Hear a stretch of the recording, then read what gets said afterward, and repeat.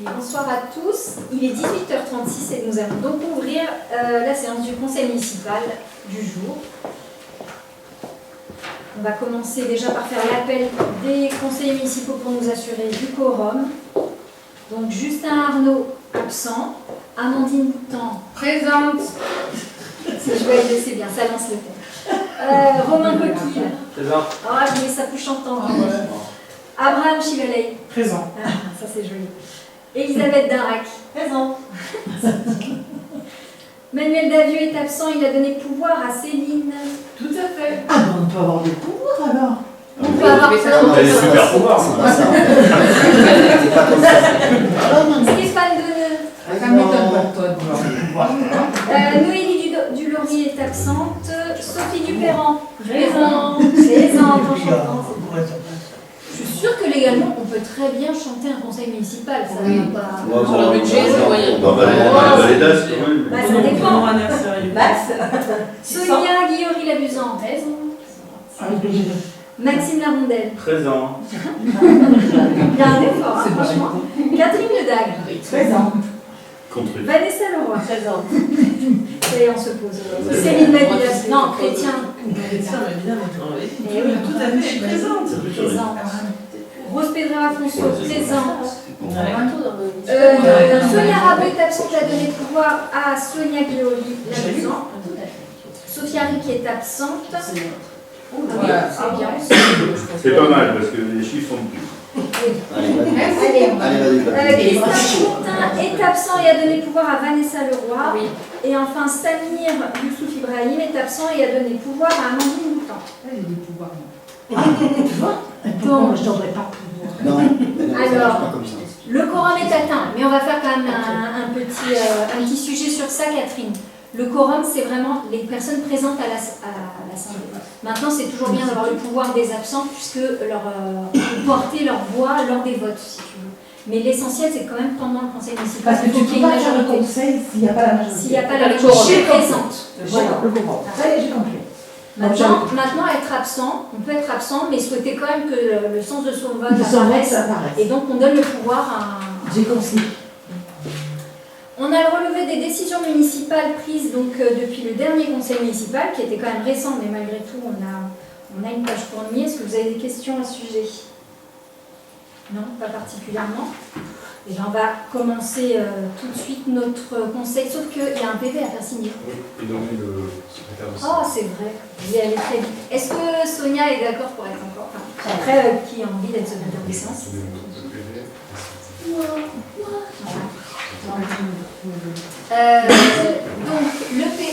on fait passer aussi le PV de la dernière séance. La dernière séance qui était une demande de subvention concernant le projet de point.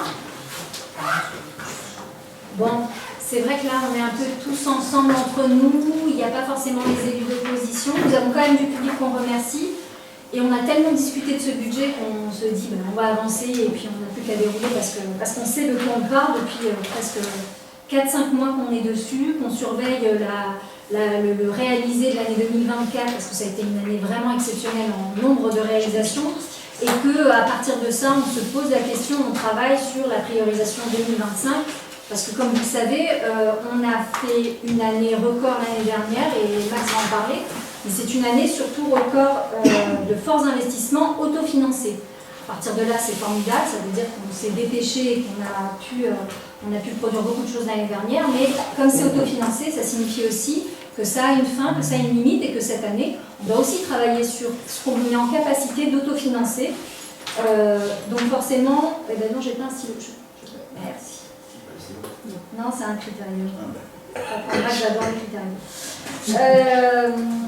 Donc voilà, donc forcément, ce travail de budget 2025, il a été travaillé à la ligne près, à la virgule très important d'être dans un atterrissage de 2024 précis pour savoir comment se projeter sur 2025. Je vous fais un rapide rappel déjà de ce qui a été fait l'année dernière. Le détonateur de tout ce qui s'est passé l'année dernière, ça a été l'ouverture de cette classe à l'école. C'est cette ouverture de classe qui nous a un peu contraint à très rapidement se projeter sur où est-ce qu'on allait mettre cet Algeco supplémentaire, sachant qu'on en avait déjà un, alors je ne vais pas dire Algeco, je vais dire classe modulaire. Une fois qu'on s'est dit, la seule solution c'est ce parking qui a quand même été fait il n'y a pas si longtemps, ce parking qui avait la place suffisante pour accueillir ces 2 classes, mais aussi des sanitaires, mais aussi un préau. Qu'est-ce qu'on fait après? Où est-ce qu'on gère les voitures? On les gère sur ce parking de la mairie qui lui-même n'était pas en capacité d'accueillir autant de monde, qui lui-même était l'objet de projets de réaménagement. Donc finalement, c'est cette classe qui nous a contraints à avoir une deadline qui était celle du mois d'août, de la rentrée de septembre. Donc le parking de la mairie, il est en grande partie fait, en tout cas le sol est fait. Il est fait avec énormément de drainage, avec un vrai travail sur la gestion de l'eau par rapport à l'Estey. Vous remarquerez, en tout cas moi je l'ai remarqué cet hiver, on n'a pas du tout eu les mêmes problèmes de sol humide, de flaques, vraiment pour aller se garer tous les jours, on a vu vraiment la différence.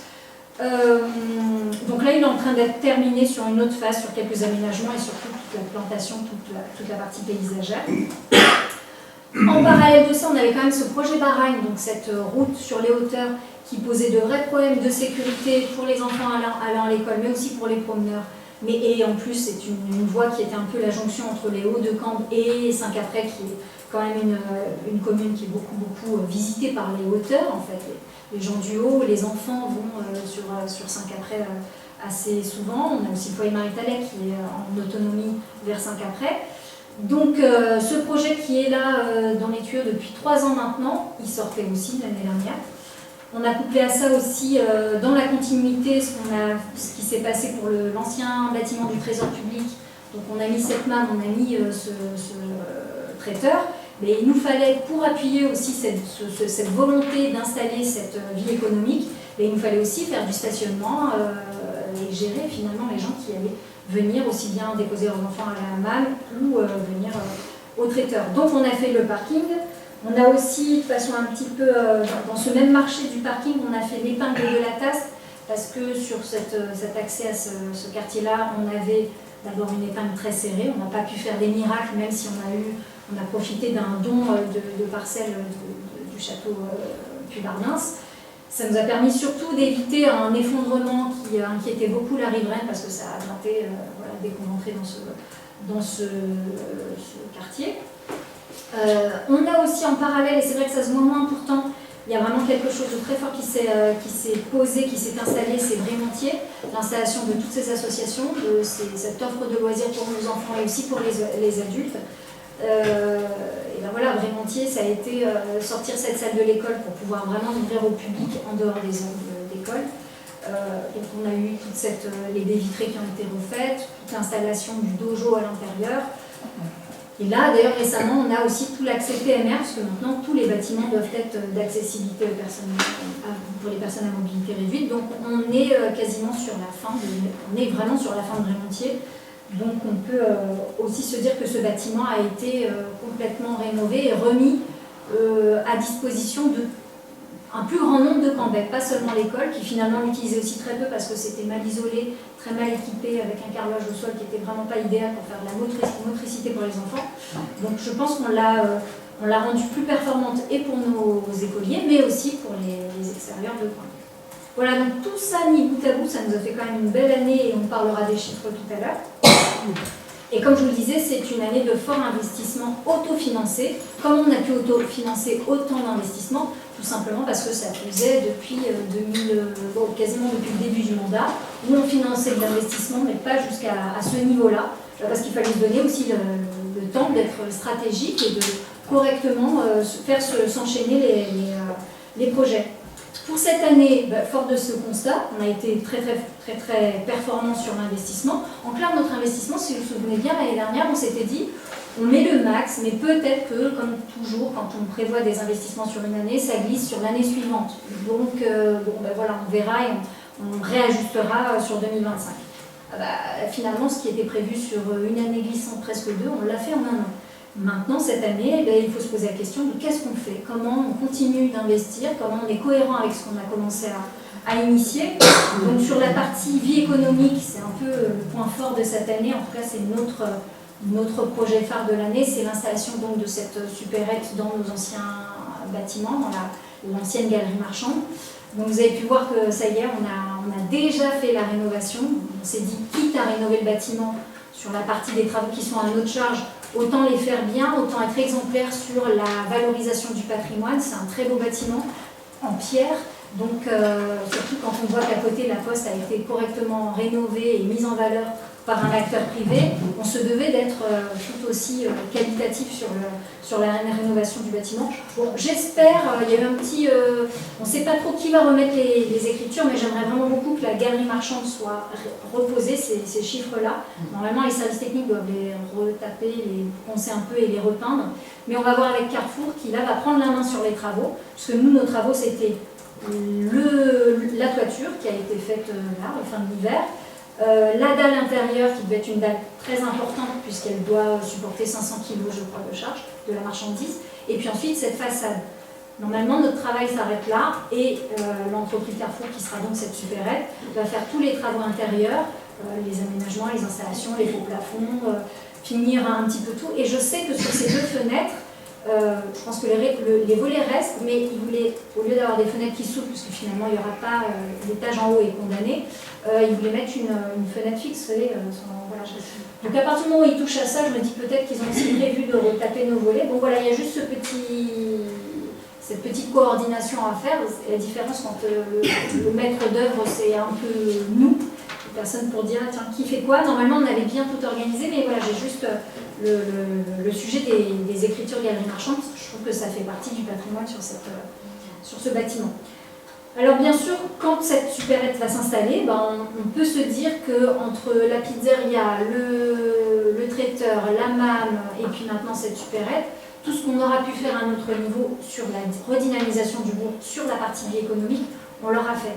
Maintenant, quand on demande à plus de monde de venir visiter notre centre-bourg, quand on demande aux parents aussi de ne plus monter, mais de se garer dans le centre-bourg, se pose toujours encore la question de où est-ce qu'elles vont arriver ces voitures, où est-ce qu'elles se stationnent, comment sont mis en sécurité nos piétons, alors que ce soit des familles, des enfants, et puis les clients de tous ces commerces qu'on espère encore, j'espère bien que ça va encore attirer d'autres commerces.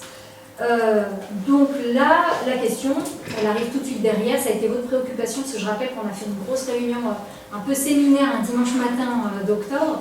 Le sujet revient toujours sur la table, c'est la sécurité de cette départementale. C'est une départementale, elle est censée en effet faire passer un flux assez important de voitures, mais elle traverse aussi un bourg qu'on aimerait redynamiser et rendre un peu aux piétons. Donc là, le sujet, ça a été de chercher le permis d'aménager qui avait déjà été déposé à la précédente candidature, sauf que c'était entre un rond-point et un terre-plein, et que là, idéalement, les commerces, et d'ailleurs notamment Carrefour, mais d'autres, nous inviteraient vivement à avoir plutôt un rond-point, parce que ça permet aussi d'avoir une possibilité de retourner en arrière, d'utiliser ce parking qui est cet espace vide là, en face de l'église. Parce que cet espace vide, ça fait un bout de temps qu'on voudrait en faire un parking, mais étant donné la vitesse et le fait qu'il n'y ait rien pour ralentir les voitures, c'est trop dangereux, ça ne nous est pas accordé. Donc là, on travaille avec le département, avec la BF et avec le maître d'œuvre, donc sur le rond-point. On en parlera tout à l'heure, parce que c'est aussi le sujet des investissements cette année. Sur l'avenir du village, rapidement, le PLU, ça y est, on espérait, on a travaillé dur, il va être entériné là rapidement. Donc c'est aussi l'avenir du village qu'on entérine à travers ce PLU, en tout cas un aspect de l'avenir du village. Dans le cadre de vie, je rappelle, on va finir nos aménagements sur le parc, mais aussi que Maxime et Stéphane travaillent sur les chemins de randonnée. On travaille en coordination avec le département et la CDC qui ont déjà installé des boucles. Et là, on a une réunion pour essayer de voir quelle autre jonction on pouvait faire avec nos propres chemins communaux. On a aussi un travail sur le quartier de la Taste, sur des difficultés au niveau des poubelles, la gestion des ordures ménagères, etc. Donc, il va y avoir aussi une réunion publique qui va avoir lieu très rapidement. On travaille aussi sur la sécurité, sur les hauteurs, sur ces quartiers très denses, mais avec des toutes petites routes qui en réalité ne permettent pas la circulation en double sens. On en a parlé aussi dans le magazine. Donc là, c'est un travail de sécurité qui va peut-être pouvoir se traiter, notamment en posant à certains endroits, à certains niveaux des sens uniques. C'est pas la panacée le sens unique. Je sais qu'il y a plein de personnes qui depuis nous appellent, nous font des mails en disant mais devant chez moi aussi, il faudrait que ce soit un sens unique. Il ne faut pas oublier qu'à certains moments, les sens uniques, ça accélère aussi, ça accentue la vitesse. Quelqu'un qui pense qu'il n'a personne en face de lui, il ira forcément plus vite. Donc sur certains axes, c'est malheureusement contre-productif. Ensuite, je finirai juste sur quand même les festivités qui sont, je crois, ce qui fait vivre et ce qui vraiment apporte le plus de gaieté et de joie et qui, je pense, marque plus l'esprit, l'état d'esprit de notre équipe dans le village. Parce qu'on aime bien être au milieu de nos habitants qu'on connaît bien, qui sont nos voisins, nos amis, parfois notre famille, et que pendant les garonnades, c'est ce qui se passe, on est tous sur une même table, et puis on s'écoute les uns les autres, on prend le pouls de ce qui se passe, et je crois que c'est vraiment le moment où la proximité est la plus forte et la plus simple aussi. Il n'y a rien d'autre que de trinquer ensemble à cette magnifique commune, et notamment à notre Garonne. Donc les garonnades, bien sûr, cette année, elles sont là, elles sont maintenues. On va aussi travailler sur une fête très particulière qu'on aurait dû normalement faire au moment de la fête de la musique, mais ce qu'on a choisi comme type de groupe, de toute façon beaucoup de groupes étaient déjà pris pour la fête de la musique, donc elle est décalée au 5 juillet qui est aussi le premier week-end de fin de l'école, le premier week-end de vacances d'été. On va travailler sur donc un concept très large qui serait un peu du Mississippi à la Garonne pour vous donner une idée. Donc ça va être un week-end de musique avec une ambiance bien particulière, donc le Mississippi, vous imaginez bien. C'est un peu un travail sur le paysage, sur quelque chose d'immersif, une fête qui va être produite bien sûr par la commune, par des groupes, mais aussi parce qu'on va faire intervenir les enfants de l'école qui vont travailler avec des professionnels de musique, donc ils vont être finalement ils vont travailler, ils vont être représentés, ou ils vont se représenter, je ne sais pas comment on dit, avec ces groupes-là. Et puis peut-être même avec les habitants, qui sait si par hasard on les invite vivement à pourquoi pas s'habiller dans le thème de ce qu'on présentera. Donc on en dira plus dans quelques temps, mais j'espère vraiment que cette fête nous permettra encore une fois de vous offrir de la culture, mais de la culture toujours au sein de la population et portée par la population. Tu dis, on en dira plus, vous êtes un petit comité qui décide du singulier. Là, les élus, on est en train de travailler sur le thème, c'est très difficile parce qu'il faut, comme je vous l'avais déjà mis sur un mail, il faut faire attention d'être sur quelque chose qui n'est pas ce qui se fait ailleurs, qui n'est pas redondant par rapport aux garonnades, par exemple, etc. On se disait, parce que comme vous le savez, pour être clair, comme vous le savez, le Festival des Rics, cette année, se produira à Quinsac, à Camblane. C'est une très bonne chose, on a réussi à accompagner ce monsieur qui portait les lyriques. On a réussi à lui faire prendre ses responsabilités, c'est-à-dire devenir une association et apporter son festival là où il voulait. À partir de ce moment-là, la commune peut aussi se poser la question de qu'est-ce qu'il y a comment est-ce qu'on veut traiter la culture. Et je pense que notre patte à nous, c'est de la traiter avec les habitants et dans l'espace public, pas dans un espace restreint, fermé, etc. On est ravis que le lyrique continue, parce que c'est de qualité, mais puisqu'il va ailleurs, qu'est-ce que Cambre offre de qualité et de populaire pour les habitants, et qui a un sens par rapport à notre paysage, et donc par rapport à notre Garonne, par exemple. Donc ça, on y travaillera tous ensemble. Voilà, et juste quand même, je voulais finir sur le travail des cafés citoyens, et là je pense à notre adjointe qui va donc travailler sur des thèmes, sur des cafés citoyens à thème. On avait parlé de l'accueil des nouveaux habitants, de par exemple créer des balades, justement puisqu'on parlait des nouveaux chemins ruraux, d'essayer de trouver des événements en lien finalement avec ce qu'on est en train de proposer ou sur notre travail pour, encore une fois, toujours faire vivre nos habitants ces projets qui parfois sont un peu très difficiles à comprendre. Les chemins de randonnée, on a beau vous dire c'est ouvert, il y a une boucle, si on ne fait pas un événement et si on ne chemine pas avec les habitants, ça peut passer à côté ou n'intéresser que les spécialistes de la randonnée. Or, on est tous un petit peu, on adore les balades, moi je me suis baladée ce week-end et je me suis dit c'est vrai que c'est pas mal aussi d'accompagner aussi ces chemins-là. Voilà, j'étais très longue, je suis désolée. Ou pas d'ailleurs, je suis très contente parce que vraiment on va entendre un peu Max et les adjoints sur ce qui s'est passé l'année dernière et sur ce qui va se passer cette année. Et je me réjouis vraiment, je vous remercie tous encore pour tout ce travail de l'année dernière, de toutes ces années, et de l'année dernière précisément et de ce qui va se passer cette année. Donc, il est temps que j'ai plus de voix. Il est temps que je passe la parole à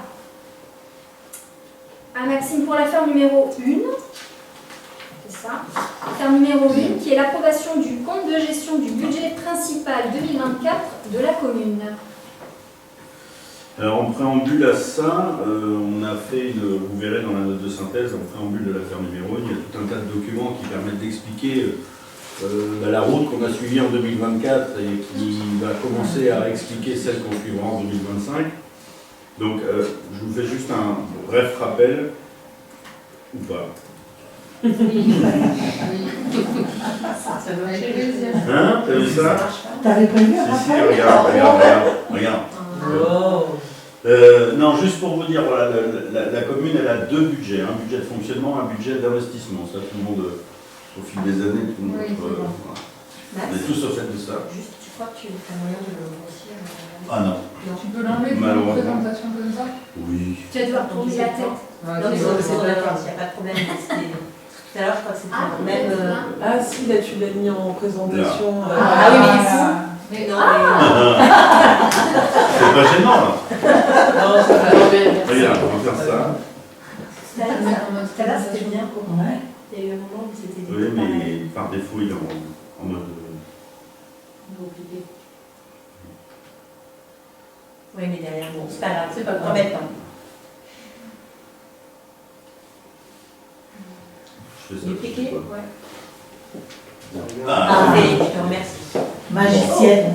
j'ai rien fait, On l'avait pas touché, juste pour la J'ai mention. même pas touché. Même pas touché. Donc voilà, budget de fonctionnement, budget d'investissement, sachant que le budget d'investissement, il est porté en partie par les potentielles économies que vous faites sur le fonctionnement. C'est-à-dire que la commune, elle a des dotations de l'État, elle a des recettes de fonctionnement tout au long de l'année, ça c'est la courbe verte, et elle a des dépenses pour fonctionner justement. Alors les dépenses, c'est la masse salariale, c'est les divers achats et les diverses nécessités pour la gestion de la commune.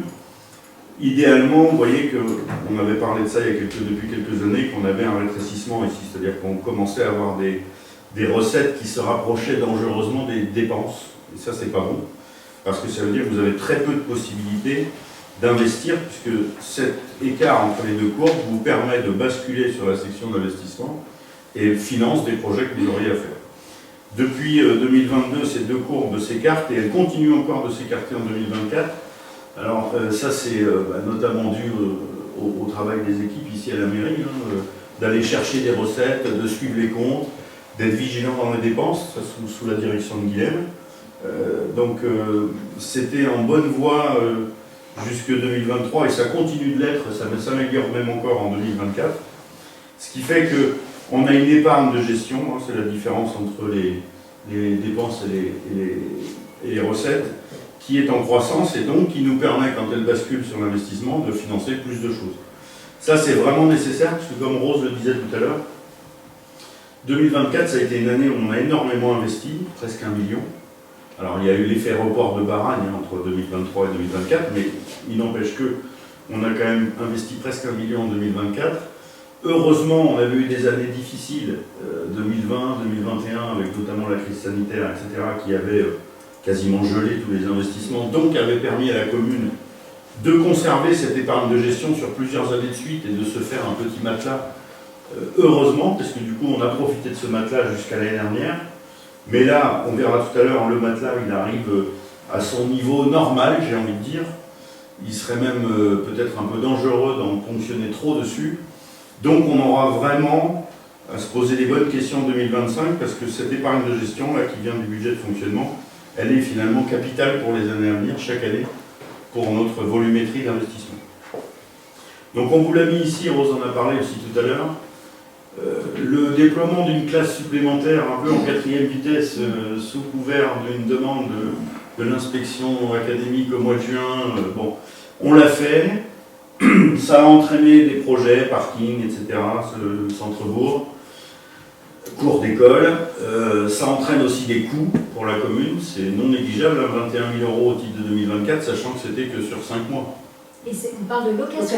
Et c'est que de la location. Parce que l'installation, les réseaux, tout ce qu'on a fait, Oui, oui. on avait chiffré à presque 100 000 €. Et on n'est pas sur une année pleine, donc, et finalement, il semblerait que cette classe soit plus nécessaire.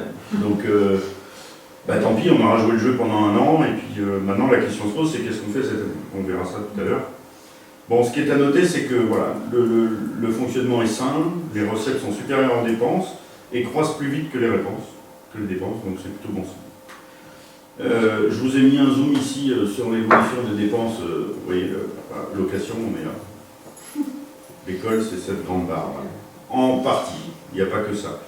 On a eu aussi en 2024, au niveau de la cantine scolaire, un sujet. C'est le départ à la retraite de Jean-Marc. Et donc, la question se posait, est-ce qu'on embauche un nouveau cuisinier avec le risque de... potentiellement l'opportunité d'en trouver un nouveau bon au niveau de Jean-Marc. Le risque, c'est de ne pas en trouver. Et le risque bis, c'est d'en trouver un, mais qu'est-ce qu'on fait quand il se blesse, quand il est malade, quand il est pas. Et là, on n'aurait plus été en capacité de gérer. Ou alors, on passe sur un service externalisé. C'est-à-dire qu'on sous-traite la prestation en partiel de la cantine à une société extérieure dont c'est le métier et qui, elle, a notamment des volumes suffisants de salariés pour remplacer le chef quand il est absent, remplacer le commis quand il est absent, etc. On a fait cette option-là et on a monté un appel d'offres là-dessus. Là encore, merci aux services de la mairie qui ont suivi le sujet. Et l'appel d'offres, finalement, s'est avéré à quasi-équivalence de prix par rapport à ce que nous, on payait en propre pour une qualité de produit largement suffisante. Et ça nous a donc permis de ne pas augmenter les tarifs de la cantine, puisque c'est une question qu'on se pose chaque année. Est-ce que les tarifs des services qu'on propose sont au juste prix ou pas, en fonction de l'inflation? Et bien voilà, ça nous avait permis quelque part de remplacer Jean-Marc par une solution qui fonctionne à un coût équivalent. C'est quelle société? C'est la même que c'est API. API. Elle travaille pas mal avec les écoles sur l'aire métropolitaine, ils en ont pas mal. Les évolutions des recettes, donc on a, même si nous, la commune, avait fait le choix de ne pas augmenter la part des impôts locaux, la revalorisation des bases par l'État fait que mécaniquement, on a eu un effet d'aubaine, nous, avec des recettes supplémentaires. Et puis on a aussi le fruit, quelque part, de la politique immobilière de la commune depuis quelques années, avec les revenus des locations des immeubles, qui sont de presque 50 000 € l'année dernière, qui seront encore mieux cette année, puisque l'année dernière, de mémoire, le traiteur et la MAM avaient commencé en mars, et en plus on n'avait pas le Carrefour. Cette année, le Carrefour, on l'aura sans doute quasiment pas, mais c'est pas grave, c'est mettre le pied à l'étrier pour l'année prochaine l'avoir en taux plein. Donc on estime qu'on serait aux alentours de 70 000 € de revenus, entre guillemets, locatifs. Le Carrefour, ça sur une location. Ouais. Ça sur une location. Ouais. D'accord. Mais comme il y a travaux, cette année, il n'y aura pas forcément de loyer. Oui, ça faisait partie de la négociation. Ah, Vous d'accord. prenez en charge les travaux et puis il y a une petite franchise de loyer sur quelques mois. Voilà. Mais entre guillemets, le cadeau des loyers est largement inférieur à ce que nous aurait coûté un crédit si on avait dû faire des impôts. Donc c'était la bonne solution. Voilà sur les recettes. Pour rentrer un petit peu dans les charges personnelles, on est revenu à un niveau normal. Pourquoi l'année dernière il était au-dessus? C'est parce que, souvenez-vous, on avait eu un redressement URSSAF sur une erreur qu'on n'avait pas commise, mais que le centre de gestion avait commise, et malheureusement il n'y a qu'un seul payeur, c'est la commune. Donc c'était un mauvais épisode de 25 000 €, mais comme on ne l'a plus cette année, on est revenu à des niveaux complètement, vous voyez, c'est ici, là, la proportion de la masse salariale, elle est en dessous de 50%, donc je veux dire, on peut difficilement faire mieux que ça. Sans compter qu'on a un service public de qualité, je pense, fait avec une équipe réduite mais efficace. Donc, tous les feux sont au vert. Donc en synthèse de budget de fonctionnement, on ne va pas revenir dessus, on avait l'épargne de gestion tout à l'heure qu'on a vu, 332 000. À ça, vous enlevez les crédits que vous devez financer, donc le crédit et les intérêts. Et il vous reste 245 000 presque à verser à la section d'investissement. D'accord ? Le budget d'investissement, vous voyez, tout à l'heure on parlait d'1 million, on a même dépassé, à savoir que celui-ci était prévu d'être quasiment à 1,2 million, finalement on avait fait moins, parce qu'on pense toujours, comme disait Rose, à faire 2 années sur une année, on ouvre le plus de lignes de crédit possible pour pouvoir avoir le choix dans nos projets en fonction de l'urgence, des capacités, etc. Finalement, Bahreïn s'étant décalé sur cette année pour plus de 350 000 euros. Vous voyez, l'écart est quasiment exclusivement Baragne plus école. On peut l'expliquer comme ça. Sachant que voilà, c'était une très très grosse année, en se disant ben, on va en mettre encore plein parce qu'on raisonne à 18 mois ou 24 mois. Et puis heureusement, les 18 mois se sont transformés en 12. Et comme tu disais, quasiment tout a été fait en une année. Donc maintenant, il va sans doute falloir ralentir un peu la vitesse. On n'aura plus ces équivalents de fonds. Et voilà, j'en ai fini. Donc ça, c'est juste si on vient sur la trésorerie, ça c'est le fameux matelas, par exemple. Voilà, le matelas. Ça, c'est des années, vous voyez, c'est les 3 années où je vous avais dit qu'on avait mis de côté. L'année dernière, en 2023, on n'avait quasiment rien fonctionné sur la trésorerie. C'était une année où on avait des projets plus réduits en volume. Et puis, on avait été chercher énormément de subventions. Donc, finalement, il y a pas mal de choses qui avaient été financées par des subventions. 2024 aussi, on a eu des subventions, mais pas forcément à hauteur de ce qu'on espérait. Par contre, on a eu quand même, en fait, la différence entre 600 000 euros d'une année quasi normale et 1 million de l'année exceptionnelle 2024, c'est là, on l'a ponctionné 400 000 euros sur la trésorerie. Donc on est revenu ici à un niveau de trésorerie aux alentours de 330 000 euros, qui est confortable, hein, ça représente un peu plus de 100 jours de fonctionnement. Les normes, c'est 90, donc on n'est pas dans le rouge du tout. Vous voyez que le niveau normal, il est quelque part entre 250 et 350. Quoi. Tant qu'on est dans cette fourchette-là, on est bien. C'est quelque part ces années-là qui n'étaient pas normales. Mais bon, on n'explique pas, hein, c'est comme ça, c'était le calendrier, les projets, la crise sanitaire, etc. Donc, cette anormalité-là, on en a profité cette année et on revient à des niveaux normaux de trésorerie. Oui, ce qui est important, c'est vrai, c'est de voir qu'on est à 337 000, donc c'est ce qu'on a finalement d'argent mis de côté, c'est notre trésorerie, et que quand on regarde même, on est arrivé en 2020, en tout cas pour une partie, en 2020 on avait 100 000 euros de moins, c'est-à-dire qu'on a, même en ayant explosé, je dirais, en investissement, on est toujours à 100 000 euros de plus que ce qui était dans les caisses de la commune quand on a pris ce mandat. Et surtout, la différence, c'est que on arrive à 337 000, mais en ayant eu des records d'investissement. Oui. C'est aussi très important. Et d'investissement sans recours au crédit. Parce que la trésorerie des précédentes années, et c'est aussi un mode de fonctionnement qui est tout à fait logique, acceptable, il était fait à partir de recours au crédit. Donc la grande différence, c'est qu'on revient quand même à une trésorerie qui est normale, même toujours très confortable, en ayant pourtant fait de très très gros investissements. C'est aussi ce qu'il faut remarquer. Et en ayant un fonctionnement, le fonctionnement c'est le service public qu'on offre à notre population, qui est performant aussi, qui n'est plus du tout celui qu'on avait quand on a pris cette mairie en 2020, parce que des gens sont partis à la retraite, parce qu'on a réembauché, on a restructuré les services. Voilà, donc c'est aussi, c'est comparé sans comparer, ce sont des chiffres qui déjà sont plutôt très positifs par rapport on ne va pas rougir, on est plutôt confortable par rapport à ce qui a été fait avant, et pour autant, on n'a pas 100 000 euros de plus dans la trésorerie parce qu'on n'a rien fait, au contraire, on a fait énormément, et pour autant, on est toujours sur quelque chose de complètement maîtrisé, c'est important aussi de le dire. La configuration n'est pas la même. Non, avec un patrimoine pour la commune qui a augmenté de plus de 2 millions, c'est-à-dire que c'est pareil, le fait de rénover les bâtiments, etc., eh bien, ça empêche le vieillissement, le pourrissement, la dégradation des bâtiments. Ça met des services en plus à la population, donc c'est tant mieux. Et c'est surtout quand vous allez voir un banquier derrière, eh bien, c'est quand même mieux d'avoir un patrimoine valorisé que d'avoir, entre guillemets, un lot de boulets qu'on tire derrière et dont on ne sait pas quoi faire. Donc c'est quand même plus confortable. Mais voilà. On est effectivement, la trésorerie est supérieure. Notre niveau de vigilance, il est là, hein, il est de se dire, on ne doit pas être inférieur aux fameux 90 jours. Les 90 jours, ça correspond grosso modo à 250 000 euros. Donc jusqu'à 250 000 euros, au niveau finances publiques, on est bien. J'en ai fini. Alors, l'affaire numéro 1, c'est plus l'approbation du travail du trésor public. Vous savez, on est toujours sur ces deux budgets, mais c'était bien de partir sur, après tout, sur l'analyse de la situation.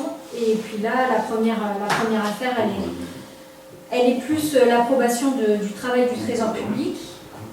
Monsieur l'adjoint, est-ce que tu veux donner des informations ou pas? Parce que c'est vrai que c'est un peu une transcription plus technique de... Non, bah, c'est le Trésor public, lui, il est garant de notre comptabilité quelque part. Donc on a deux choses à faire ici. Le rappel du compte de gestion 2023, donc ça c'était les objectifs et réalisés 2023, et la synthèse du contrôle de gestion de 2024, qui effectivement elle est réalisée, la photo de 2024, qui nous sert de point de départ pour 2025. Donc là, il y a tout un tas de petits tableaux avec des chiffres écrits en tout petit. Donc Merci. c'est toujours sur le même principe. Il y a section d'investissement, section de fonctionnement et le total. Donc si on veut... et puis après, donc, de votre section de fonctionnement, vous avez un report de l'excédent, ou pas d'ailleurs, sur votre section d'investissement, etc. Donc, on peut faire une lecture rapide du tableau si vous voulez. Je vais vous épargner les centimes. Je vais même regarder sur ton écran, c'est plus gros. Eh oui. Hein? Où tu le baisses? Je veux pas. Donc, en... Non, Moi, je ce vais qui est faire intéressant, 2024. c'est tes recettes Oui, c'est ça. d'investissement, tes dépenses, Ah ben voilà. tes taxes, Donc, en section de fonctionnement, on est à des recettes nettes, c'est-à-dire entre les prévisions et les recettes réellement reçues, à 1 486 059 €, pour des dépenses de 1 153 516, ça c'est les fameuses colonnes, les fameuses deux courbes qu'on avait vues tout à l'heure, ce qui nous donne bien l'épargne de gestion, donc en excédent, de 332 542 €. À ça, en parallèle, la section d'investissement qui, elle, a des recettes nettes de 572 381 € pour 1 086 016 € de dépenses, ce qui donne un déficit de l'investissement, ce qui est classique, hein, de 513 635 € qui est financé en partie par les 332 000 d'excédent de fonctionnement, reste un déficit de 181 093 € au titre de l'année 2024, déficit qui sera donc pris sur la trésorerie. D'accord? tous ces chiffres. Donc il y a le rappel de 2023. Donc dans la même teneur, on avait 1 396 051 € de recettes de fonctionnement pour 1 99 381 € de dépenses. Donc un excédent de fonctionnement de 296 669 €, à mettre en parallèle avec 158 270 € de recettes d'investissement pour 604 766 € de dépenses, et donc là encore un déficit d'investissement de 446 496, plus les 296 669, restait 149 827 € à financer par la trésorerie au titre de 2023. Donc si vous êtes d'accord avec tous ces chiffres pour lesquels vous n'avez pas le choix,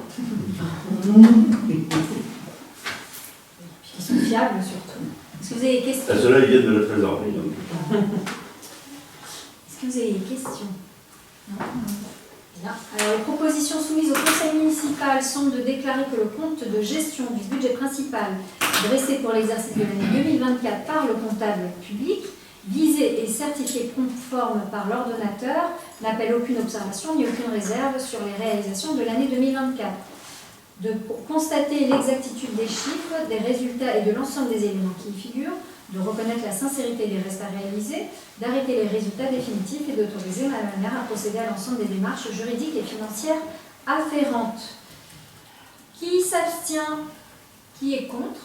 Et qui est pour? Merci à tous, c'est donc adopté à l'unanimité. On dira au comptable public.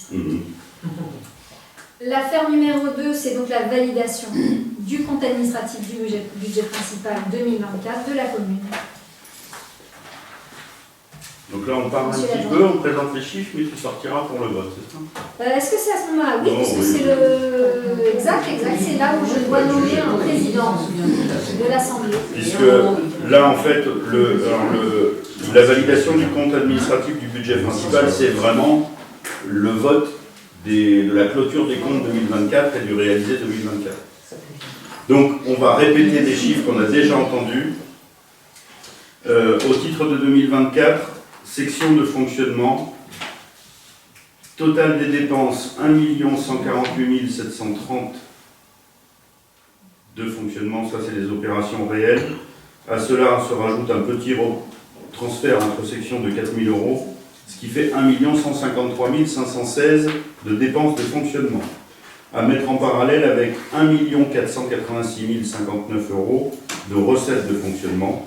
La différence des deux donne donc un excédent pour l'année de 332 542, auquel s'ajoute les reliquats des années précédentes, donc la trésorerie pour 742 628 €, ce qui nous fait un total à reporter potentiellement pour investir de 1 075 170 €.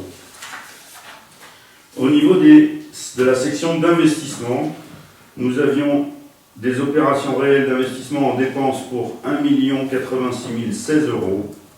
En face de cela, nous avions 572 381 € de recettes, ce qui fait un déficit de 513 635 €, auquel s'ajoute le déficit des années précédentes, 276 094 €, ce qui fait un déficit total des investissements de 789 729 €. Je rappelle, ces 789 000 de déficit sont à mettre en parallèle avec les 1 075 000 de gains et de trésorerie. Donc on est encore sur une trésorerie positive de plus de 300 000 €, ce qu'on a vu tout à l'heure. Bien, alors je propose de nommer le président, la présidente de séance, mais je propose que ce soit la première adjointe qui préside la séance, pour mon absence. Et voilà, et je vous laisse dire plein de belles choses sur... Non, ce que vous voulez.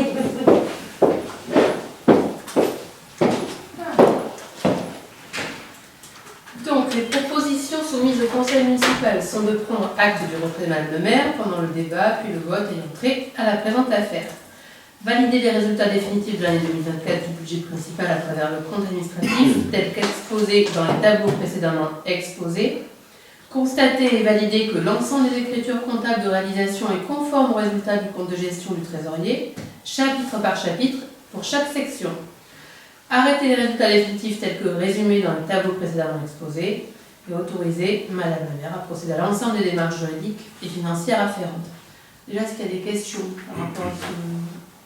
Bon, de toute façon, on l'a vu juste avant. Alors, qui s'abstient? Qui est contre? Qui est pour?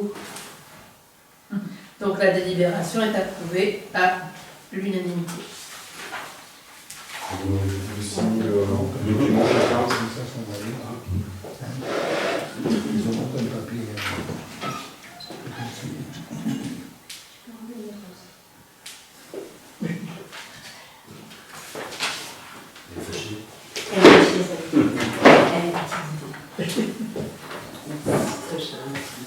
C'est bon?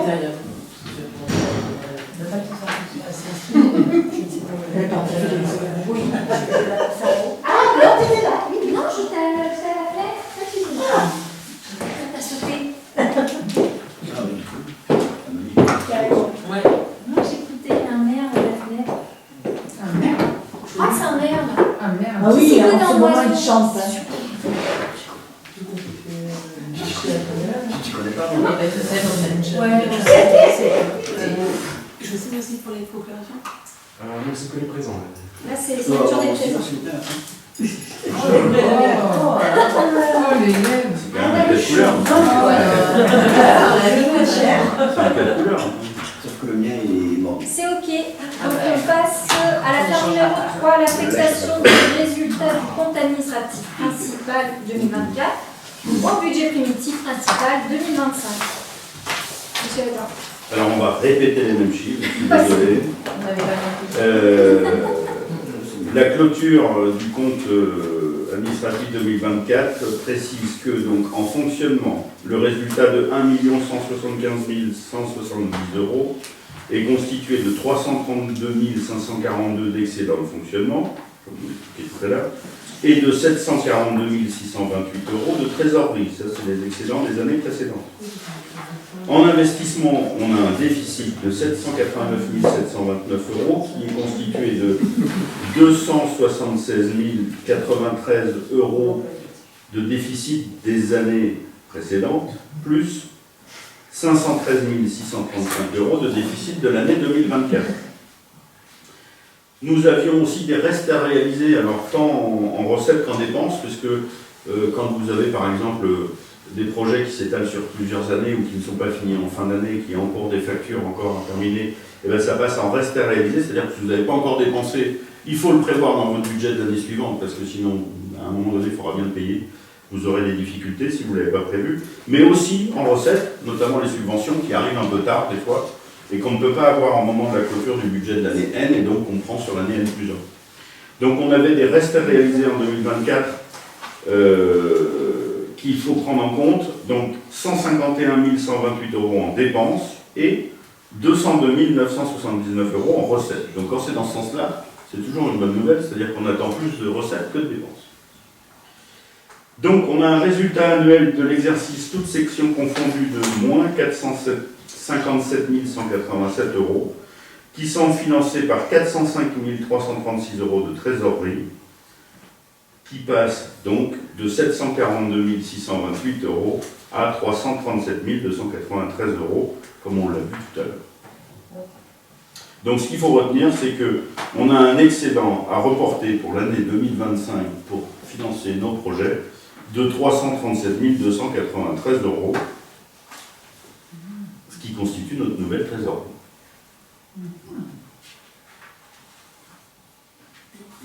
C'est bon pour tout le monde? Oui. Des remarques, des questions? Non. Parfait. Qui s'abstient? Qui est contre? Et qui est pour? Ici, c'est donc à l'unanimité, c'est-à-dire 12 voix. On va juste vérifier Guillaume sur les voix, du coup,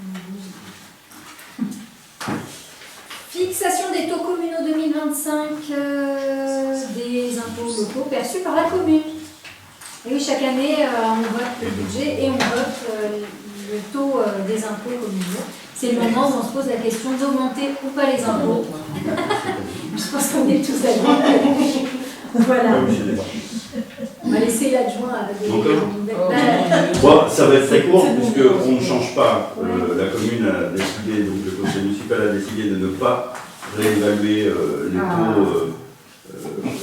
Alors, la partie des taux dont la commune dispose, encore une fois, les bases sont d'une part nationales, puis elles sont ensuite au niveau de la communauté de communes, qui à ma connaissance n'a pas fait le choix d'augmenter non plus, et la commune, qui donc fait le choix de ne pas augmenter sa part. Donc la taxe foncière sur les propriétés bâties restera à 43,23%, la taxe foncière sur les propriétés non bâties à 50,93%, et la taxe d'habitation à 15,85%, et c'est donc inchangé par rapport à l'année précédente. Je peux aller vérifier. 5,97. Non, non, ça c'est les taux départementaux. Sachant qu'on est en dessous des moyennes départementales. En tout cas, on ne touche pas au pourcentage, mais j'ai l'impression que j'ai pas la même. Non, mais c'est dans la proposition soumise. Ah, d'accord. Vous avez dans la note, vous verrez, vous avez les 3 premiers taux qui sont supérieurs, qui sont un rappel des moyennes du département. D'accord, donc c'est le carré. C'était juste pour vous, voilà, c'était juste pour vous montrer où on se situe nous par rapport aux autres communes du département. Et on est entre 5 et 7 points, voire même 5 et 10 points en dessous le département. Donc, écoutez, les conditions financières de la commune, la santé financière de la commune ne nous oblige pas à le faire. Donc, nous avons choisi de ne pas y toucher. Ok, très bien.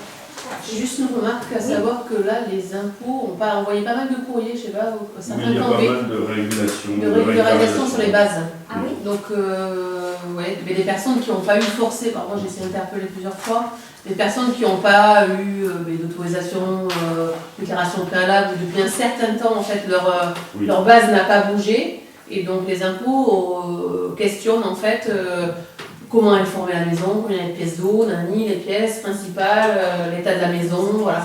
Donc c'est juste une mise à jour des impôts, mais qui peut impacter la taxe foncière. Si vous vous souvenez bien, l'année dernière, c'était déjà une campagne qu'ils avaient fait. Ouais, et ça continue cette année. Je pense que les gens qui n'ont pas répondu, cette fois, ils vont peut-être nominativement vers ceux qui n'ont pas fait leur Je démarche de pense déclarer. qu'ils ont fait des campagnes de terrain, Oui. ils ont dû faire des Même contrôles via aériens. Internet.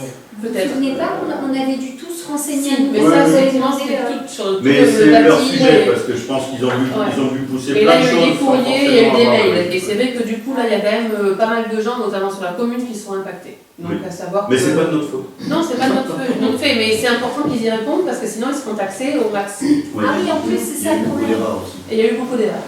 Ah oui? Beaucoup d'erreurs sur le nom bâti. Il y a des cartes qui étaient sur pas à jour, sur- notamment pour les piscines, les terrasses. sur des logements vacants. Oui. Ils auront mis des gens fait partie d'ailleurs. Donc, si jamais vous êtes interpellés, c'est normal. Des logements vacants. Pourtant, à mon avis, s'il y a bien un logement qui est peu vacant, c'est bien le tien. Il est occupé. Mais quand ils passent le matin, t'es jamais là.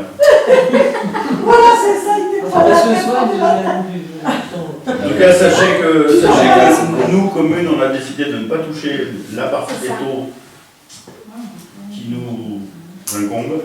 Par contre, effectivement, quand Et elle oui, va c'est ça, ça, c'est important parce que je Il pense se qu'il peut y a que des votre gens qui taxe vont avoir une bouge taxe quand même. qui va bouger. Mais la base, hein, voilà. La base, effectivement, c'est sur ça, c'est sur Bien les sûr. critères de la maison, sur le Sur plein de confort des maisons. Donc oui, effectivement, c'est vrai que c'est toujours un peu la confusion, on peut comprendre, hein, on est les premiers interlocuteurs des habitants, mais il y a des choses sur lesquelles on Oui, peut tu as pas. des réorientations de pièces, Oui. notamment. Oui. Et il y a des gens qui ne se rendent pas compte qu'en réorientant les pièces. Oui, ou une salle de bain, un Ça toilette dépend. supplémentaire, ça coûte plus Ça cher en dépend. taxe foncière. C'est ça, C'est du confort. c'est ça. Donc, ouais. Non, pour voter. là. Donc maintenant, les propositions soumises au conseil municipal sont donc de conserver les taux d'imposition actés par la délibération du 9 juillet 2020, donc ils n'ont pas bougé depuis 2020, fixant notamment la taxe foncière sur les propriétés bâties à 43,23%, la taxe foncière sur les propriétés non bâties à 50,93%, la taxe d'habitation à 15,85% et donc d'autoriser Madame la maire à procéder à l'ensemble des démarches juridiques et financières afférentes. Qui s'abstient? Qui est contre? Et qui est pour? Merci à tous, c'est donc à l'unanimité. Pareil, on se pose évidemment la question des tarifications communales, donc on passe à l'affaire numéro 5. J'ai souhaité poser cette question pour que ce soit jamais un tabou de se poser la question, notamment pour la cantine, puisque c'est le service où la tarification n'a pas été travaillée depuis qu'on l'a quand même réévalué lorsqu'on a changé notamment le prestataire, mais surtout lorsqu'on s'est posé la question du coût de la cantine. Et je ne vous cache pas qu'en conseil, en réunion de bureau des maires, il y a des maires qui découvrent maintenant le coût de leur cantine. C'est-à-dire, j'ai le maire de la Trelle qui me dit « Mais vous savez, le coût de notre cantine, ils ont fait le vrai calcul de la cantine avec le bâti. Nous, on ne l'a pas fait, on n'est pas allé jusque-là. Mais le coût des bâtiments qui ont été faits pour la cantine. On n'aurait pas de service de cantine, on n'aurait pas le bâtiment qui va avec. Et on approche des 15 € le coût cantine, le coût du repas. Vous voyez, ça, c'est le calcul de la Trenne, c'est pas le nôtre. Ça dépend aussi des bâtiments. Mais c'est pour dire que c'est un vrai sujet et qu'encore une fois, nous, élus, on doit se poser la question de ce tarif parce que quoi qu'il arrive, il est payé par les cambelles, c'est-à-dire soit par la tarification, donc par les utilisateurs, les parents d'école, mais aussi par l'impôt, donc par ceux qui, a priori, n'ont pas non plus tout à fait intérêt, enfin n'ont pas en tout cas envie de payer plus qu'il ne faut un service qu'ils n'utilisent pas. Donc c'est toujours le juste équilibre entre bien évidemment le coût, le coût cantine porté par l'impôt et le coût cantine payé porté par le tarif. À ça, on s'est posé aussi la question de la situation actuelle. On sait que c'est aussi très difficile pour les familles. On a eu quand même une période d'inflation qui a l'air de se stabiliser. Donc on a fait exprès de mettre un graphe quand même pour montrer qu'en 2022, quand on a réajusté un peu les tarifs, on a rapproché, si vous voulez, les dépenses des recettes. On avait un écart qui était déjà plus correct. Pour l'instant, ça se maintient, mais on voit déjà petit à petit un écart qui se creuse à nouveau, c'est-à-dire que petit à petit, par l'inflation, le coût des matières premières, évidemment, ça commence de nouveau on dépense plus qu'on ne reçoit en recettes par la tarification. Ça a été mis donc à la discussion ici, et tous vous étiez d'accord sur le fait que pour l'instant, la commune est en capacité de tenir encore cet équilibre-là, d'amortir ce coût supplémentaire parce qu'on le sait, c'est un moment difficile. On sait aussi que ça a été la revalorisation de la base au niveau des impôts, ça a été aussi une surprise forcément très agréable pour nos foyers. Donc je pense qu'on peut encore en discuter ici. On s'est posé la question de maintenir en fait ce tarif encore cette année, de se poser la question sur l'année prochaine. En tout cas, c'est ce qui est proposé là sur ce tarif cantine. Si vous avez des questions sur ce sujet, parce que j'ai assez détaillé. C'est surtout aussi prendre le pli que quand on vote le budget, on vote aussi les taux d'imposition, mais on se pose aussi la question sur l'ensemble de la gamme tarifaire, location de salle, etc. Alors les locations de salle, on les a déjà revues parce qu'on était vraiment hors marché, à la baisse. Donc on a dû les augmenter parce qu'on avait énormément de demandes et puis les retours qu'on avait, c'était que c'était bradé. Donc on a un peu agi en urgence là-dessus, mais de se dire qu'à chaque fois qu'on va voter un budget, on va regarder les taux des impôts, mais aussi la gamme tarifaire pour se poser au moins la question. La conclusion cette année, c'est de dire bah, on n'y touche pas, mais ce ne sera peut-être pas la même conclusion chaque année. Au moins c'est suivi, et si on voit que le coût de cette cantine, par exemple, puisque c'est celle qui est en photo aujourd'hui, si elle vient trop ponctionner sur le budget de fonctionnement, c'est autant d'investissements qu'on ne pourra pas faire. Donc est-ce que, la question se pose, est-ce que c'est normal que tous les cantines, entre guillemets, ne bénéficient pas d'un investissement parce qu'une centaine de familles ou 120 familles bénéficient d'un avantage au niveau de la cantine parce qu'on n'a simplement pas mis l'inflation. L'idée, c'est pas forcément d'aller augmenter dans des proportions folles, mais au moins de suivre la dérive potentielle des coûts par rapport à ce que ça nous coûte plus. Après, la décision, effectivement, elle est prise de ne pas toucher. Et par contre, c'est vrai que je l'avais noté sur la note de synthèse parce que ça avait été proposé par certains d'entre vous, c'était de se dire peut-être qu'il vaut mieux indexer ce coût à l'inflation, c'est-à-dire avoir même un 0,2 centime, 1 centime, mais que ce soit plus doux comme augmentation, plutôt que par à-coup comme ça, acter des augmentations qui sont finalement beaucoup plus dures à assimiler par les familles, plutôt que d'avoir quelque chose qui accompagne l'inflation comme ça se passe pour nos propres achats personnels. Nos achats. Donc ça, peut-être qu'il faudra se poser la question, mais on se dit là vraiment, on a été très bon, je pense, sur la prévision aussi, parce que si vous vous souvenez bien, quand on avait revu nos tarifs, tu avais quand même projeté sur cette année-là, qui était l'année 2022, où on nous annonçait une forte inflation, etc. Donc c'était projeté aussi avec l'inflation qui arrivait. Donc je pense qu'on a été bon, on a assez projeté. Peut-être que l'année prochaine, il faudra plutôt mettre en place ce mécanisme de légère augmentation qui suit l'inflation, mais qui est beaucoup moins impactante que de voir ça tous les 5 ans, c'est peut-être un peu aussi... non, il faut se poser la question chaque année. Ouais. Après, il n'y a pas de... La CDC fait comme ça, c'est vrai. Non, mais on risque rien à se poser la question. Voilà. Et cette année, on acte donc ça, si ça vous convient. Oui. Les propositions sont donc de valider pour 2025 le maintien des tarifs en vigueur jusqu'alors en vue de préserver encore cette année le pouvoir d'achat des jeunes familles cambaises, d'autoriser Madame la maire à engager l'ensemble des démarches juridiques et afférentes et financières afférentes. Pardon. Qui s'abstient? Qui est contre et qui est pour? Merci, c'est donc à l'unanimité. Et voilà, et là on passe au sujet principal finalement de notre conseil, qui est quand même la présentation et le vote du budget primitif principal de 2025 pour la commune. En clair, le vote de ce que nous prévoyons financièrement, des projets que nous prévoyons pour cette année 2025. Je vous en ai parlé un petit peu en début de conseil. Je laisse l'adjoint en finance nous présenter donc les projections. Alors, juste pour rappel, le budget primitif, il est donc primitif, c'est-à-dire que c'est une ébauche de budget pour 2025. Il sera complètement validé l'année prochaine quand on votera la clôture, mais c'est dans ce budget primitif qu'on va prévoir toutes les lignes qui vont nous servir à fonctionner cette année. Donc l'idée, vous le verrez tout à l'heure sur l'investissement, c'est de mettre le plus de lignes possible, même quitte à ce que ce soit des lignes à 500 ou 1000 euros, qui ne seront peut-être pas forcément des dépenses, mais c'est de se laisser l'opportunité de basculer d'un projet à un autre en fonction des aléas qu'on pourrait rencontrer aussi sur la vue. C'est un exercice un peu particulier aussi, vous le verrez dans les tableaux, parce que Nous ne pouvons pas voter un budget, que ce soit en investissement ou en fonctionnement, s'il n'est pas équilibré entre les dépenses et les recettes. Et on voit bien que chaque année, c'est jamais le cas, puisqu'on a toujours de l'excédent ou du déficit à reporter. Donc c'est un jeu d'écriture comptable qui est encore une fois une projection à l'instant T d'aujourd'hui, mais qui ne sera sans doute pas la réalité de la fin d'année, puisque après, il y a la vraie vie qui vient moduler un petit peu tous ces chiffres. Pour rappel, on a dû prendre des hypothèses d'inflation aux alentours de 1,8-2% sur les charges générales. On a été très prudent, je pense qu'on a pris quasiment 0 subvention pour être sûr de ne pas se faire avoir. Voter un budget avec trop de subventions, c'est peut-être dangereux. Surtout cette année. Surtout cette année, que celles du département se tarissent, voire sont même quasiment à 0. On a quand même des incertitudes sur les dotations qu'on va recevoir de l'État, sur le fonds de compensation de la TVA, etc., etc. Donc on a pris des hypothèses d'inflation classiques, raisonnables.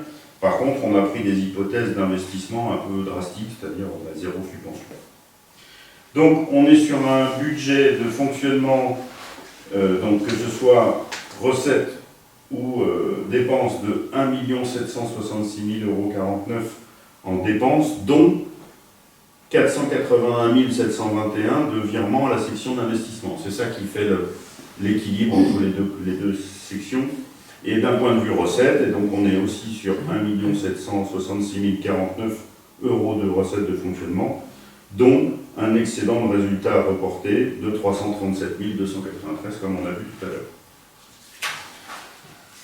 La section d'investissement, elle est sur un total de dépenses prévisionnelles de 1 604 057 €. À ça, c'était donc se rappeler qu'on avait 151 158 € de reste à réaliser de 2024, qu'on reprend dans le budget 2025. En contrepartie, les recettes sont aussi de 1 604 057 €, dont des restes à réaliser en recettes, donc des recettes à recevoir, de 202 979 €, comme on l'a vu tout à l'heure. Ce qui est peut-être le plus important dans cette affaire à voter, c'est le dernier tableau qui est le listing des projets. Je pense que comme ce sont vraiment des écritures comptables, on en a parlé en réunion à chaque fois. Moi, je vous ai beaucoup perdu sur tout ça. Mais c'est les lignes opérations réelles qui comptent. Parce que c'est vrai que... Après, il y a les virements de recettes, de parce que section, finalement, etc. quand on regarde dépenses d'investissement, opérations réelles, c'est ce qu'on a dit. C'est-à-dire que là, au maximum, on serait plutôt sur 600 000 €. Voilà, avec des... On l'avait vu, hein, de toute façon, on sait que si on fait abstraction des 3 années un peu exceptionnelles où on a pu économiser de l'argent au bénéfice de ces années qu'on vit aujourd'hui, on voit, hein, le budget de la commune d'investissement, c'est entre 500 et 600 000. Hein. Oui. Au-delà, on ponctionne soit la trésorerie, soit on va à la banque et on fait un crédit. C'est ça, en fait. On était dans des années un petit peu d'aubaine, mais on revient à un fonctionnement un peu linéaire, ce qui veut dire que les projets de grande ampleur, aujourd'hui, posent vraiment la question. Est-ce qu'on prend sur la trésorerie, mais dans ces cas-là, on se met en risque, ou est-ce qu'on prend un crédit? Et là, par contre, on ne se met pas forcément en risque parce qu'on a toutes les conditions de santé financière pour pouvoir avoir des recours au crédit. On n'a pas voulu le faire jusqu'à aujourd'hui. On a des crédits qui courent encore jusqu'à 2037, de mémoire. En même temps, on ne rembourse que, j'ai envie de dire, que 90 000 € par an de crédit. Donc, on pourrait très bien imaginer d'autres projets un peu structurants, mais par contre, ils seront forcément avec recours à crédit. On n'est plus dans des années où on peut se les autofinancer. Donc on a mis un tableau des projets, des lignes d'investissement qu'on a ouvertes ou laissées ouvertes. Ça représente un total, Rose le disait, de 597 200 €, qui se répartit en 35 000 € de voirie. Il nous reste 20 000 € de sécurisation de baragne à faire. Du matériel pour les services techniques, ça c'est une ligne qu'on a toujours ouverte, on la laisse à 5 000 €, des fois c'est moins, des fois c'est plus. On a aussi une ligne matérielle à 5 000 €, alors matériel on y met tout ce qu'on veut dedans, mais ça peut être, par exemple, quand on a pris le petit box là pour mettre les tables des festivités, quand on renouvelle les tables, quand on renouvelle les barrières, etc. On est sur du petit matériel. On a toujours une ligne église à 5 000 €, à savoir qu'on a eu une expertise de cette église, si on veut tout faire comme il faut, c'est 1,5 million. Donc on va attendre un petit peu. On a mis 5 000, c'est déjà un début. Oui, parce qu'on a quand même des soucis de couverture. On a des choses à faire dans cette église, mais voilà, on n'a pas 1,5 million aujourd'hui à mettre dedans. Bellevue, la salle polyvalente, on a aussi une ligne ouverte à 5 000 parce que on l'a vu, Bellevue, il y a toujours des choses à faire. Et plus elle est louée, plus il y a des choses à faire. Donc on a du maintien à un niveau, mais on va être aussi là dans des travaux de réfection et non plus d'agrément. D'ailleurs, ça me fait penser, on n'a pas assez communiqué, c'est Vanessa qui nous a souligné le fait que le carport, ça questionne certaines personnes, Oui.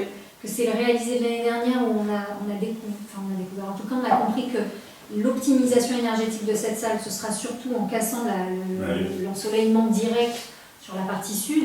Donc la solution du carport, c'était aussi pour être sûr que le matériel qu'on allait mettre à l'intérieur, puisqu'on a aussi changé la clim chaudière, pour qu'elle soit réellement efficace, il fallait arrêter ce rayonnement direct sur la partie Soleil sud, de l'après-midi. voilà, sur le côté. Donc c'est vrai que ça questionne, on n'a peut-être pas fait assez de focus sur ça. Voilà, j'en profite parce que je souvent me dis, c'est une bonne nouvelle, ce conseil municipal qu'on continue de filmer alors qu'on se pose la question. J'ai des familles qui me disent, mais nous on l'écoute en préparant le repas des petits, etc. Bon, en clair, on est en train de faire un podcast et je trouve que c'est bien de profiter de ce moment. On est des youtubeurs. On est des youtubeurs un peu, mais mieux. Et en tout cas, peut-être se poser la question d'en parler, peut-être lors d'un prochain magazine. Voilà, parce que c'est vrai que cette salle, on n'imagine pas, les gens la trouvent formidable, on demande pourquoi est-ce qu'on n'utiliserait pas plus, etc. Mais parce qu'il y a ces sujets-là et qu'à chaque année se posent des questions sur sa structure même. Voilà, c'est le sol, les fuites d'eau qui l'abîment encore. Enfin, elle est vraiment très, très faible. Les huisseries, c'est vrai que là on a aussi une serrure qu'on va devoir changer, une serrure de sécurité, donc c'est un coût non négligeable. Le chaud-froid sur la structure à vue. Et voilà, c'est ça, c'est le chaud-froid, c'est exactement Plus elle ça. vieillit, plus elle va s'abîmer. Là, on a un affaissement du sol à certains endroits qui est quand même qui est fort. Donc pour le moment, on a cette ligne à 5 000 €. Qu'est-ce qu'il vaut mieux avoir une ligne à 5 000 €? On peut pas, là, cette année, on ne peut pas se dire qu'on va encore avoir de gros investissements sur ces structures-là. Pour autant, on est obligé de se dire que s'il y a une Il y aura forcément quelque chose. Voilà. Mairie, la ligne elle s'appelle Mairie, mais je vais l'appeler Centre-Bourg. Alors elle regroupe deux choses. Le parking, la finalisation du parking, parce qu'on avait une opération sur 2 années, avec l'obligation de faire les travaux en 2 temps. Donc on a fait le premier temps en 2024, on va le terminer en 2025.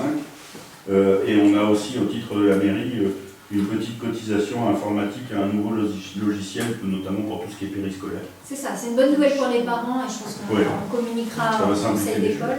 C'est ça, ce sera une inscription, enfin, ce sera plus direct pour les parents. C'est aussi utile pour nos agents, mais c'est un service aux parents qui nous avait été demandé lors d'un dernier conseil d'école, puisque la CDC l'utilise et que nous, on était encore sur des facturations papier, enfin, c'était un peu compliqué, avec parfois même des mises en demeure de payer alors que les gens n'avaient pas reçu la facture. Enfin, bon, c'était un... Voilà. Moi aussi. Donc vous le verrez, Moi aussi, j'ai une heure de décembre. il faut payer. Alors là, on a un village. Ce logiciel s'appelle Mushroom, donc c'est pour ça que vous verrez dans les tableaux, il y a une Mais ligne. c'est bien de Il y a une ligne qui dire. indique Mushroom, champignon, c'est le logiciel, le fameux logiciel. On a laissé une ligne ouverte pour la trésorerie, alors c'est une ligne qui est à 0, alors trésorerie c'est l'ancienne trésorerie, Oui, c'est ça. à laquelle il faudrait qu'on trouve un nom, encore une fois. Oui, on n'a toujours pas baptisé le bâtiment. Mais on a laissé une ligne à C'est 0 bien, parce c'est qu'il n'est bien. jamais exclu qu'en tant que propriétaire, on ait 2-3 petits travaux à faire. L'équipement du restaurant scolaire, la restructuration de l'école Brémontier, là c'est pareil, on a mis ouvert une ligne parce qu'on sait qu'on va avoir un truc à faire, c'est pas complètement terminé. Le PLU, qui lui est déjà financé mais qu'on doit finir cette année. Le schéma directeur des eaux pluviales pour lequel on a mis le pas à l'étrier il y a plusieurs années maintenant mais qui n'avance pas. Je crois qu'on va avoir un premier rendu là, on attend.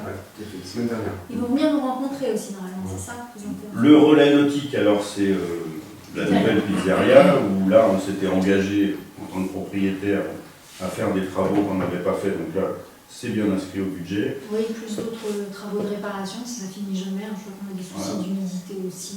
Comme par hasard. Bord de la Garonne, dingue. La galerie marchande pour 55 000 €, on a commencé les travaux mais il faut finaliser et payer les artisans.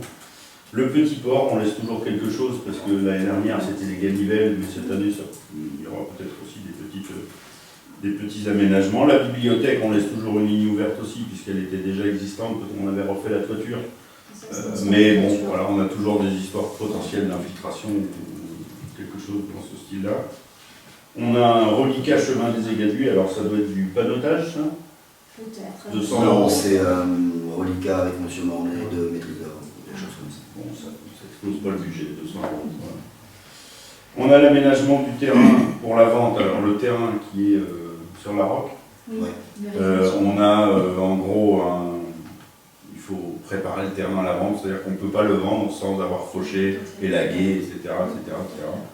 Pour pouvoir le vendre cette année. Et je signe d'ailleurs le compromis vendredi matin. Et ben voilà. Donc c'est bon. Et le gros morceau, qui est de 240 000 euros, ce sera le gros morceau de l'année 2025 si tout se passe bien. Et bien ce sera la continuité de l'aménagement du bourg avec notamment cette problématique parking que nous demandent les commerçants, l'école, et cette problématique sécuritaire, alors en lien avec ce qui se passera sur le plateau, mais de manière plus prononcée ici, comment on peut tranquilliser les gens qui souhaitent traverser cette départementale, casser la vitesse, sécuriser les piétons, etc.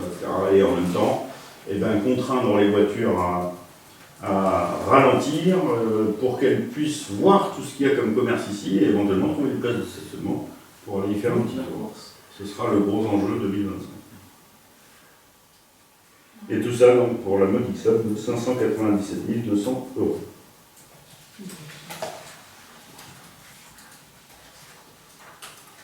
Est-ce qu'il y a des remarques?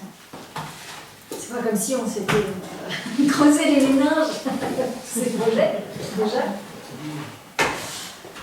Bien. Pas de questions, pas de remarques. On va passer au vote. Donc, les propositions soumises au conseil municipal sont de voter le budget primitif de l'année 2025 du budget principal tel qu'il est présenté ci-avant, par chapitre et par opération, en arrêtant l'ensemble des montants afférents. Et d'autoriser Madame le maire à procéder à l'ensemble des démarches juridiques et financières afférentes. Qui s'abstient? Pour Christophe. Pour Christophe Rotin, exact. Qui est contre? Bien. Et qui est pour? Donc. Alors, est-ce que c'est à l'unanimité s'il y a quand même un... Majorité. À la majorité. On est d'accord qu'on compte du coup ce vote. Parfait. Donc à la majorité. Merci à tous. Voilà, nous voilà à la fin du conseil municipal. Nous vous remercions. La semaine prochaine, pour un nouveau Ah oui, c'est vrai, la semaine prochaine,